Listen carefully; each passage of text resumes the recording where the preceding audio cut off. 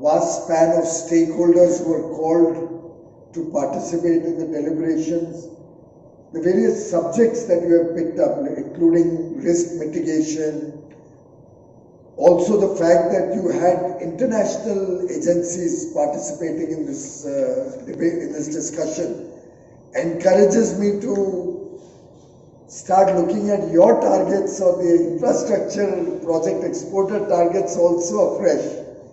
And I would like to place on record my deep appreciation towards Exim Bank for getting all of us in this room together and giving us an opportunity to deliberate our future, the Indian business future in this, if you ask me, very nascent sector, but one full of potential, one which has immense scope in the years to come.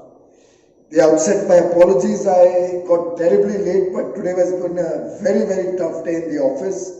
We have so many negotiations going on simultaneously for free trade agreements, and we are in the midst of G20 preparations as we speak. So a large part of my day went between UK negotiations and G20 discussions on our presidency next year. And we have the Italian minister in India, the trade minister, with whom we have extensive discussions tomorrow. And I must share with you, he's coming to India. This is his first visit overseas for a bilateral post-COVID. It's almost after 2 years. His first visit overseas, he chooses India, as have many ministers or many heads of government in the last few months. More importantly, along with him, he has a very high-powered business delegation that is coming. So nothing less than CEOs of large companies who are accompanying him, which shows the tremendous interest that has been generated about the India story. So I think it's a great recognition of the hard work that all of you are putting in, other agencies involved in the export effort are putting in. Certainly are indicative of a very bright future in the years to come. Of course, I must congratulate you for the wonderful performance last year. The year ended March 22. We've crossed $675 billion collectively between goods and services. The 400 billion, we've crossed 420 billion. The $225 billion of services export that we were hoping to get, which I then increased to 240 in the course of the year, looking at the good performance, actually landed up with closing at $254 billion of services export. And mind you, this is without travel of any significance, without hospitality, almost no international revenues across the world, without letting go for a day, for a minute, for a second. We rechecked our processes, moved into homes, transferred equipment out of problem areas, got broadband, high-speed broadband connectivity. All of this in place to be able to meet all our international commitments.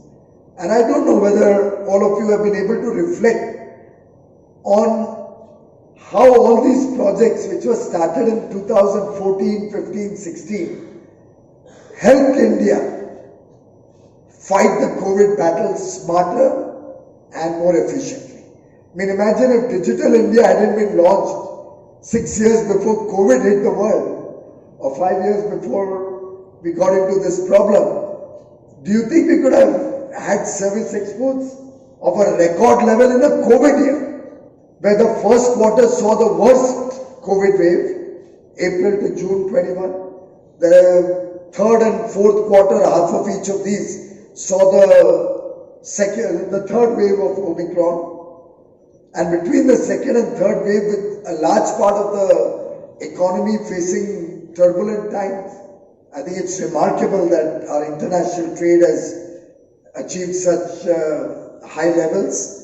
We are now well on track to my ultimate target of going to $1 trillion of goods and $1 trillion of services by 2030.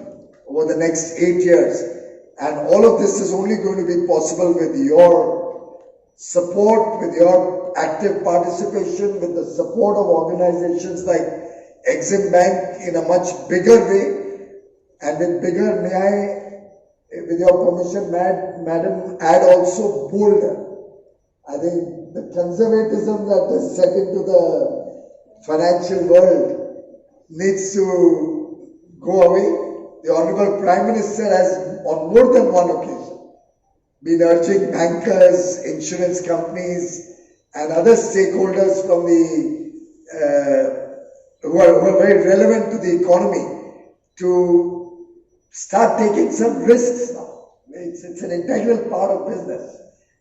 But I'm sure Exim Bank will not let any of our exporters down when it comes to a greater degree of engagement, particularly to support project exports. We should not necessarily focus only on projects where there is government funding or lines of credit from the government, or which are in third world or backward countries or less developed countries.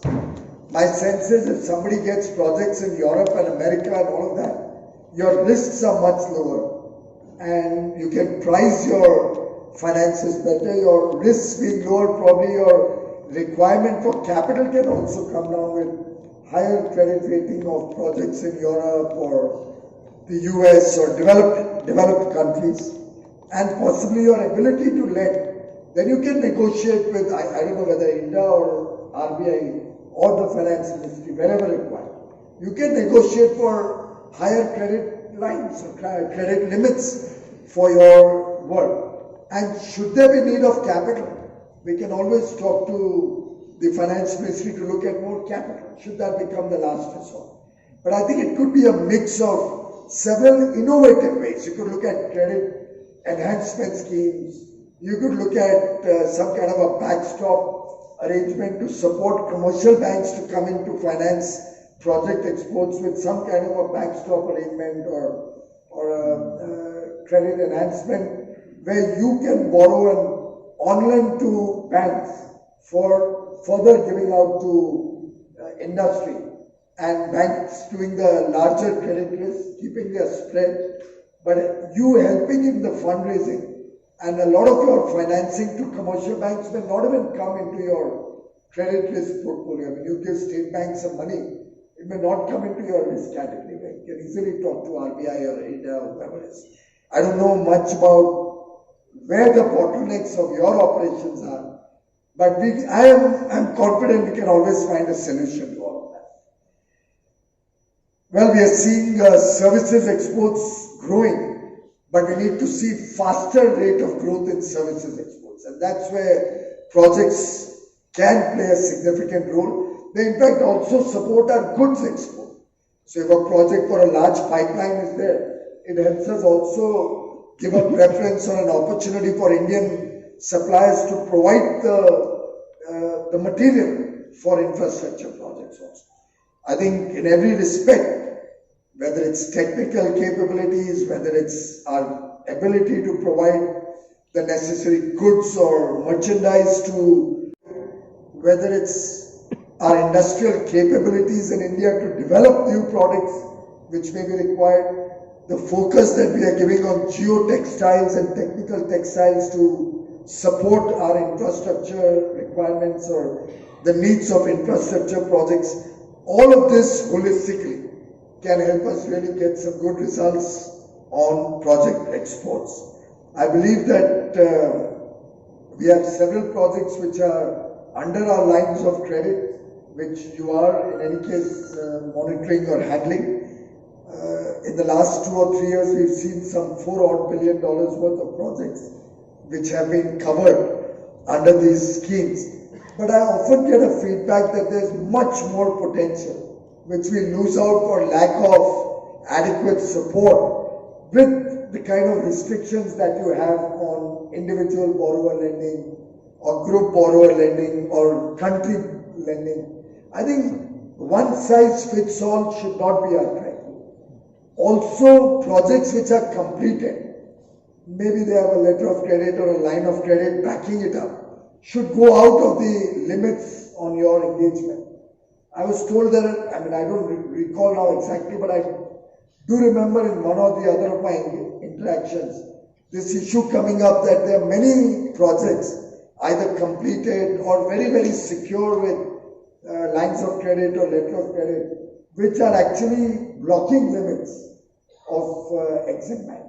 So you may like to look at the whole thing afresh and maybe in a smaller meeting at some point, talk to, maybe we can have a joint finance, commerce and your meeting to see how we can have more ambitious goals on service exports. And if we have to go to $1 trillion or rather 2 trillion together, I think services exports will need to really ramp up their contribution to make this dream or this vision actually happen.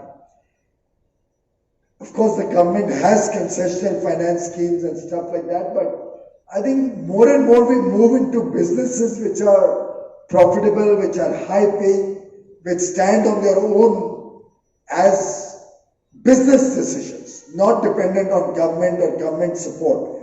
The chances of growth are more and the chances of our taking.